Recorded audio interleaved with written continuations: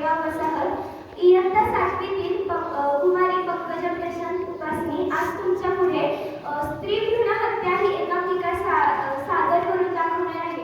कृपया शांत चित्ताने ऐकावे ही विनंती. नाही नाही नाही, जमणार नाही. सूचना दिल्या वाचल्या नाही का तुम्ही? अहो बघा किंवा काही जमतंय का? घरात पोरींच्या रांगाच लागले. काय पोरींच्या रांगा?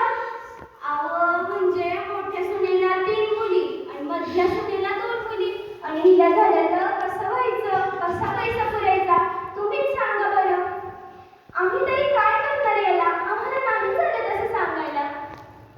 अहो बघा ना काही जमतंय का? ही पाया